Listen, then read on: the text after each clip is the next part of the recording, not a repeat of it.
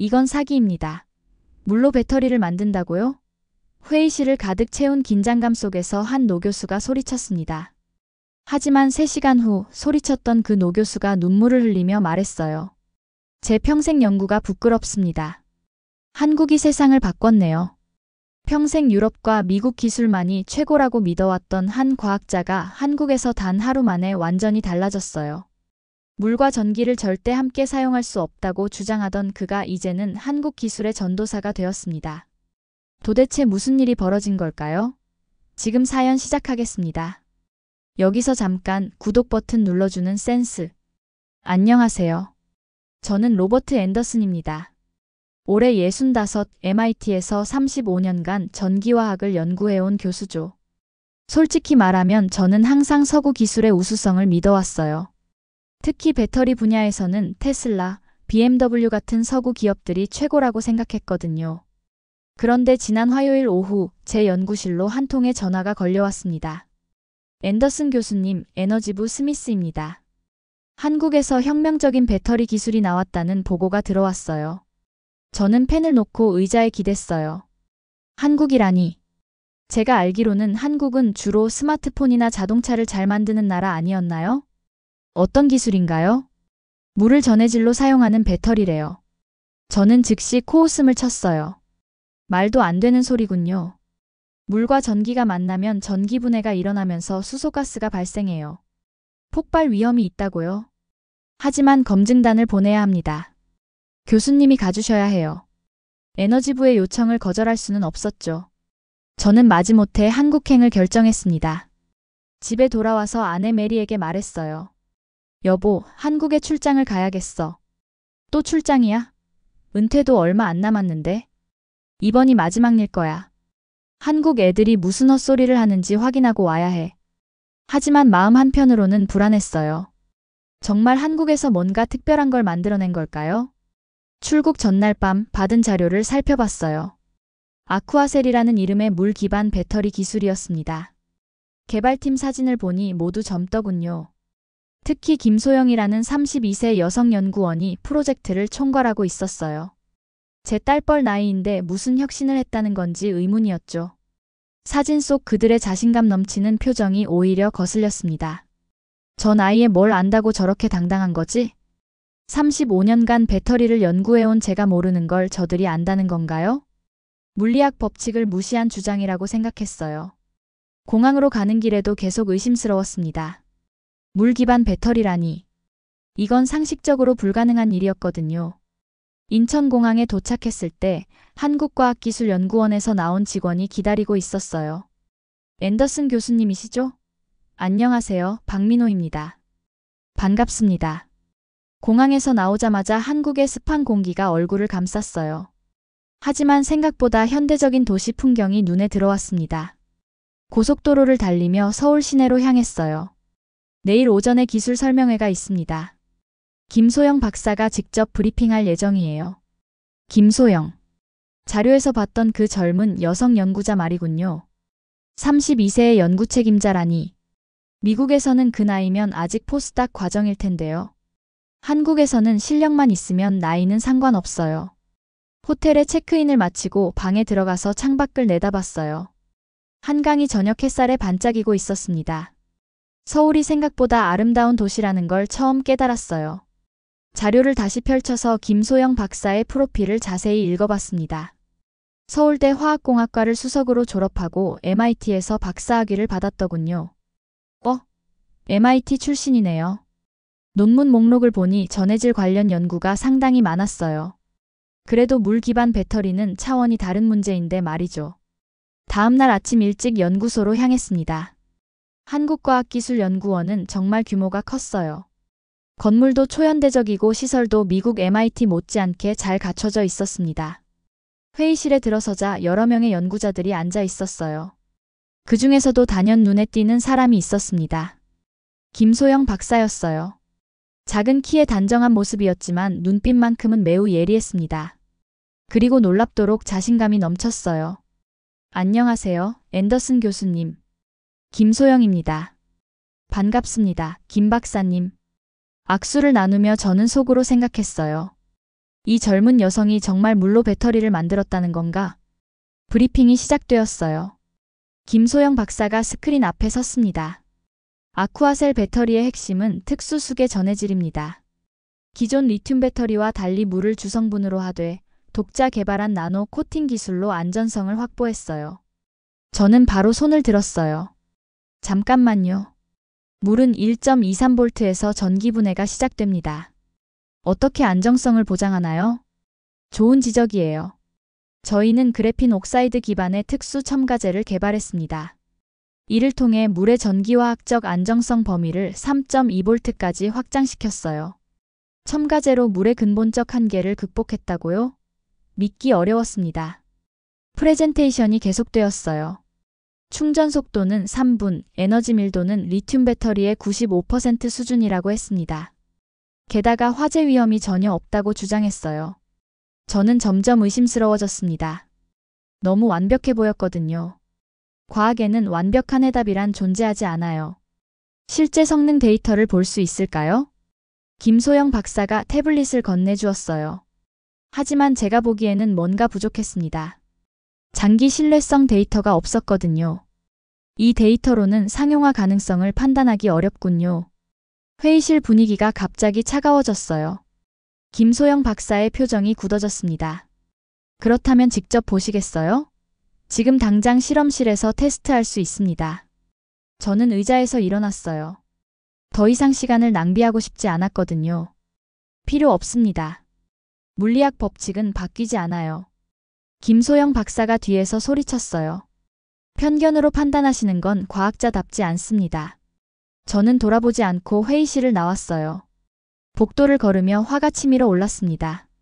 젊은 것들이 뭘 안다고 저런 식으로 나오는 건지.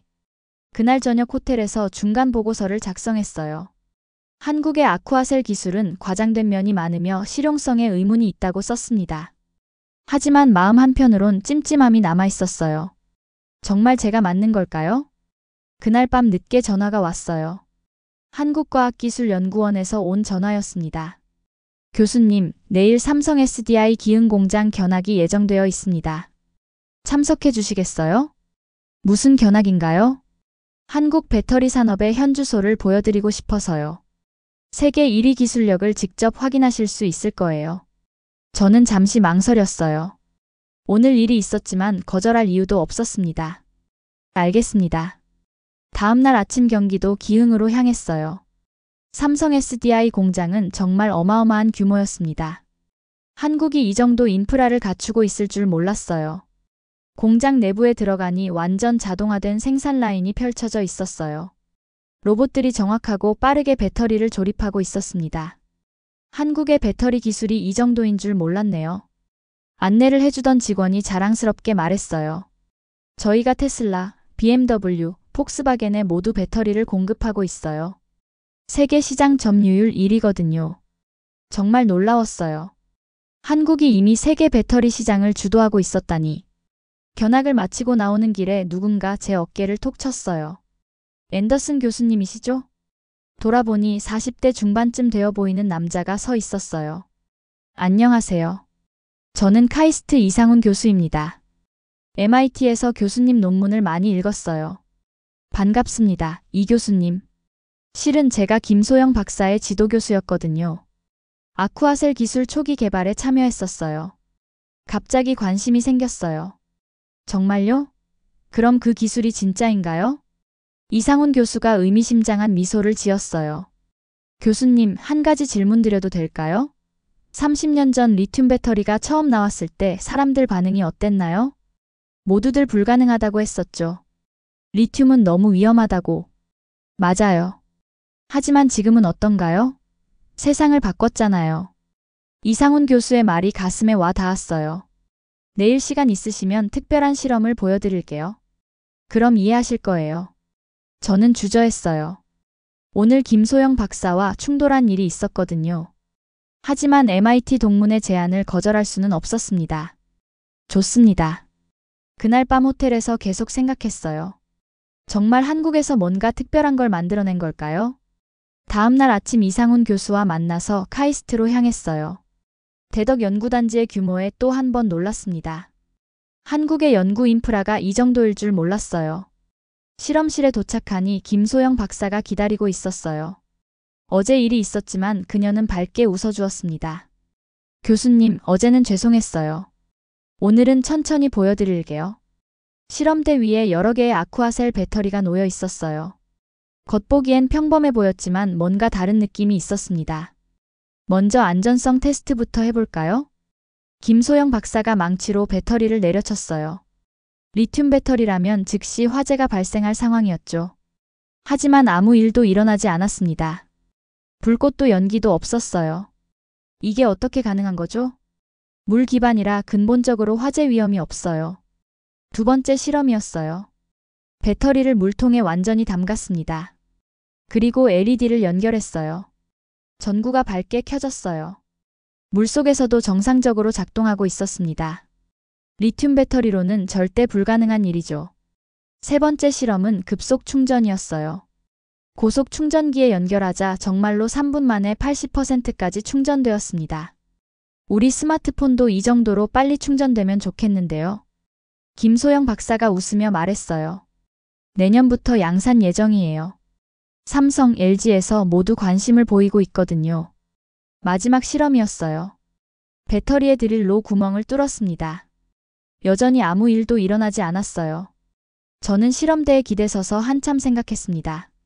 제가 지금까지 믿어왔던 모든 것이 흔들리고 있었어요. 이게 정말 가능한 일인가요? 이상훈 교수가 어깨에 손을 올렸어요. 교수님, 고정관념을 버리세요. 과학은 계속 발전하고 있어요. 실험을 모두 마치고 나서 저는 복잡한 심정이었어요. 제 눈으로 직접 확인했지만 여전히 믿기 어려웠습니다. 이 모든 게 진짜라는 거예요? 김소영 박사가 진지하게 대답했어요. 교수님, 저희도 처음엔 믿기 어려웠어요.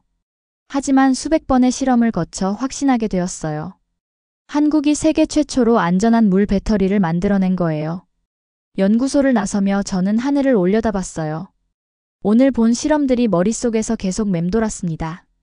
이상훈 교수가 마지막으로 말했어요. 교수님, 한국의 젊은 과학자들이 정말 대단하지 않나요? 불가능을 가능하게 만들었어요. 저는 고개를 끄덕였습니다. 정말 제가 틀렸던 걸까요? 다음 날 아침 김소영 박사에게 연락했어요. 어제 실험을 본 후 생각이 완전히 바뀌었거든요. 박사님, 어제는 정말 고마웠어요. 제가 너무 편견을 가지고 있었네요. 괜찮아요, 교수님. 오늘 서울대병원에서 특별한 시연이 있는데 함께 가실래요? 오후에 서울대병원으로 향했어요. 오늘은 실제 의료 환경에서 아쿠아셀 배터리를 테스트하는 날이었습니다. 병원에 도착하니 중환자실 환경과 똑같이 꾸며진 실험실이 있었어요. 인공호흡기, 심장 모니터, 인큐베이터까지 실제 의료 장비들이 설치되어 있었습니다. 오늘은 정전 상황을 가정한 비상전원 시뮬레이션을 해볼 거예요. 담당 의사가 설명했어요. 현재 병원들은 정전 시 디젤 발전기를 사용하는데 시동 시간이 몇 분 걸린다고 했습니다. 그 사이에 환자 생명이 위험할 수 있다고요. 지금부터 메인 전원을 차단하고 아쿠아셀로 전환합니다.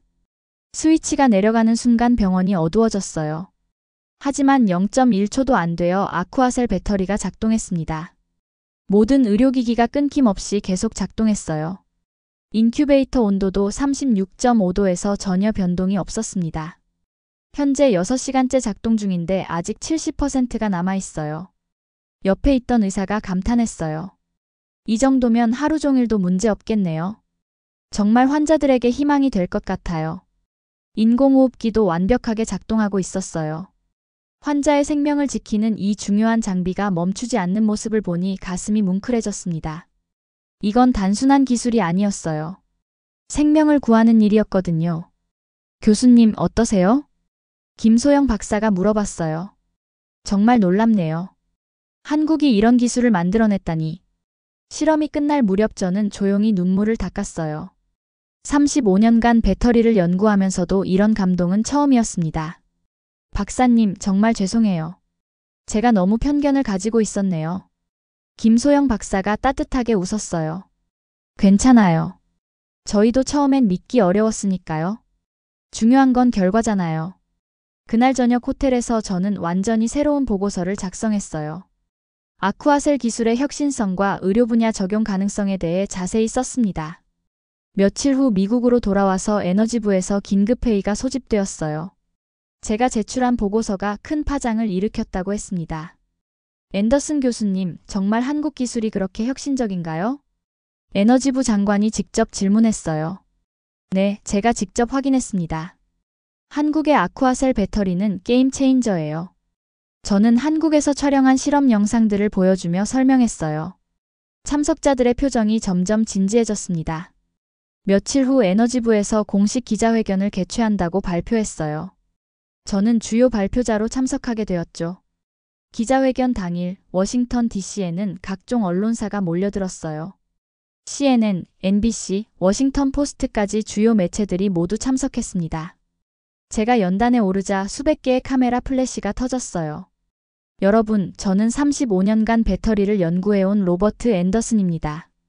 목소리가 떨리지 않도록 천천히 말했어요.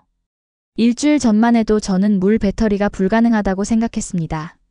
하지만 한국에서 직접 확인한 결과 제 생각이 완전히 틀렸다는 걸 깨달았어요. 기자들이 웅성거리기 시작했어요. 대한민국의 아쿠아셀 기술은 배터리 산업의 혁명입니다. 이제 배터리는 안전하고 친환경적이며 빠른 충전이 가능해졌어요. 한국에서 촬영한 실험 영상들이 대형 스크린에 상영되었어요. 물속에서 작동하는 배터리, 망치로 쳐도 안전한 배터리, 3분 급속 충전 모습들이 나왔습니다. 특히 의료 분야에서의 활용 가능성은 무궁무진합니다. 한국이 만든 이 기술로 전 세계 환자들의 생명을 구할 수 있어요. 기자 한 명이 손을 들었어요. 교수님, 처음에는 부정적이셨는데 왜 입장이 바뀌었나요? 과학자는 사실 앞에서 겸손해야 합니다. 한국의 젊은 과학자들이 불가능을 가능하게 만들었어요. 저는 그들에게 배웠습니다. 발표가 끝나고 에너지부 장관이 미국의 공식 입장을 발표했어요. 아쿠아셀 배터리를 차세대 에너지 저장 시스템으로 공식 인정한다는 내용이었습니다. 그날 밤 집에 돌아와서 아내 메리에게 말했어요. 여보, 한국에서 정말 중요한 걸 배웠어. 뭘 배웠는데? 편견을 버리고 열린 마음을 가져야 한다는 것. 그리고 한국이 정말 대단한 나라라는 걸 말이야. 다음 날 아침 신문들은 모두 아쿠아셀 배터리 소식으로 도배되었어요. 한국의 기술력을 극찬하는 기사들이 쏟아졌습니다. 저는 뿌듯함과 동시에 부끄러움도 느꼈어요. 처음부터 열린 마음으로 접근했다면 더 좋았을 텐데 하는 아쉬움이 있었거든요. 며칠 후 김소영 박사에게서 이메일이 왔어요. 교수님 덕분에 전 세계가 저희 기술을 알게 되었어요. 정말 감사합니다. 언제든 한국에 오세요. 더 많은 혁신을 보여드릴게요. 저는 미소를 지으며 답장을 보냈습니다. 김 박사님, 제가 더 감사해요. 35년 연구 인생에서 가장 소중한 교훈을 얻었어요. 한국의 젊은 과학자들이 세상을 바꾸고 있다는 걸 깨달았습니다. 그 후 저는 미국에서 한국 기술의 전도사가 되었어요. 강연할 때마다 한국의 아쿠아셀 배터리 이야기를 했습니다. 한국은 정말 놀라운 나라예요. 젊은 과학자들의 열정과 창의성이 불가능을 가능하게 만들었어요. 학생들이 질문했어요. 교수님, 한국이 그렇게 대단한가요? 그럼요. 한국은 이미 스마트폰, 자동차, 조선, 반도체에서 세계 최고 수준이에요. 이제 배터리까지 정복했죠. 정말 존경스러운 나라입니다. 몇 달 후 저는 다시 한국을 방문했어요. 이번에는 개인적인 여행이었습니다. 한국의 문화와 사람들을 더 알고 싶었거든요. 서울거리를 걸으며 느꼈어요. 이 나라의 젊은이들이 얼마나 열정적이고 창의적인지를 말이에요. 경복궁을 구경하고 명동에서 쇼핑도 했어요. 한국 음식도 정말 맛있었습니다. 특히 김치찌개는 정말 인상적이었어요. 한국은 전통과 현대가 완벽하게 조화된 나라네요. 한국을 떠나는 날 인천공항에서 저는 다짐했습니다. 앞으로도 편견을 버리고 열린 마음으로 살겠다고. 그리고 한국의 놀라운 발전을 더 많은 사람들에게 알리겠다고 말이에요. 비행기 창문으로 한국 땅을 내려다보며 생각했어요. 이 작은 나라에서 세상을 바꿀 기술들이 계속 나오고 있다는 게 정말 대단했습니다. 지금도 저는 한국의 기술 발전을 주시하고 있어요. 다음에는 또 어떤 놀라운 혁신을 보여줄지 기대가 됩니다. 65세의 나이에 이런 소중한 경험을 할 수 있어서 감사했어요. 한국이라는 나라와 김소영 박사 같은 훌륭한 과학자들을 만날 수 있어서 제 인생이 더 풍요로워졌습니다. 오늘의 이야기는 어떠셨나요? 한국의 기술력이 정말 대단하지 않나요? 댓글로 여러분의 생각을 들려주시고 구독과 좋아요 버튼도 눌러주세요. 다음에도 더 감동적인 이야기로 찾아뵙겠습니다. 감사합니다.